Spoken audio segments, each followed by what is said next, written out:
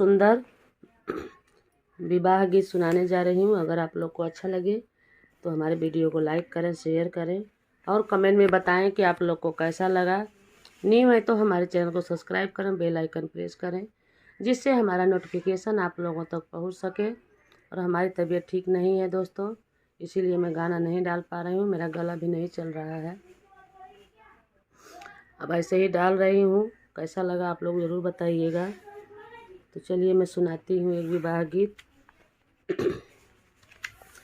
राजा जनक जी हो प्रणय कठाने, धनुषा के दिह रखवाय।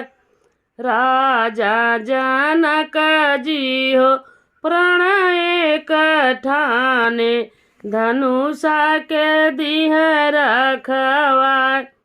जे ही धनुषा के नवा खंड करी हैं, सीता भी यही ले जाए।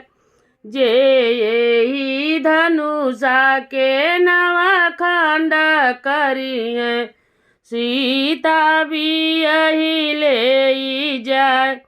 देश ही देश के भूपति आए, बैठे हैं जजमा बिछाए। देश ही देश के भूपति आए, बैठे हैं जजमा बिछाए। कोई भूपत से धनुष नहीं टूटे, अब सीता रही है कुंवार। कोई भूपत से धनुष नहीं टूटे, अब सीता रही है कुंवार। अयोध्या नगरिया से आए दोई बालक, सब लोग रही गए चकित। अयोध्या नगरिया से आए दो बालक, सब लोग रही गए चकित। कहता तये भैया धनुषा उठाई, करित धनुया नवखन।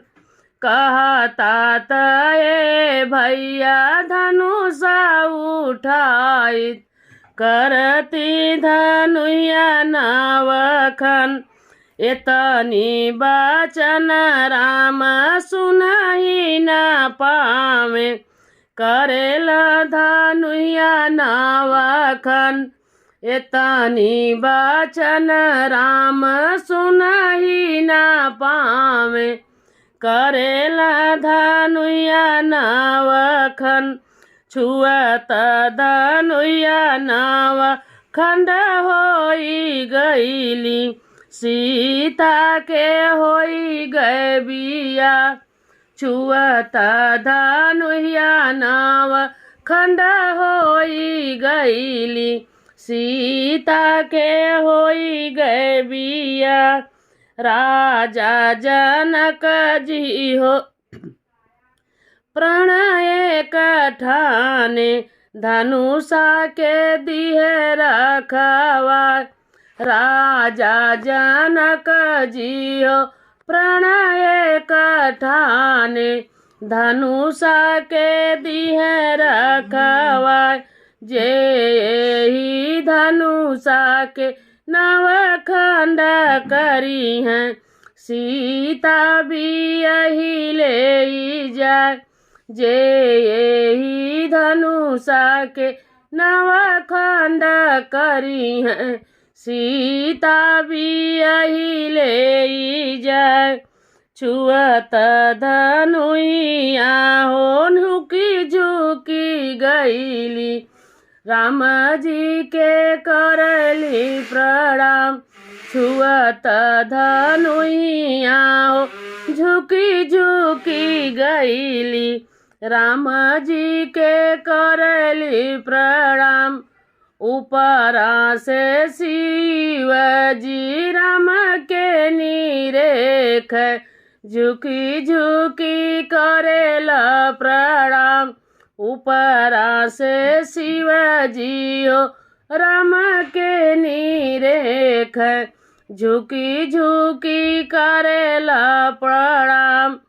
चुअत धनुया नाव खंडा होई गईली, सब देवता गैला हरसाय। छुअत धनुया नाव खंडा होई गईली, सब देवता गैला हरसाय। कैसा लगा हमारा ये विवाह का गीत दोस्तों, कमेंट में बताइएगा। फिर मिलते हैं नेक्स्ट वीडियो में। जय श्री राम।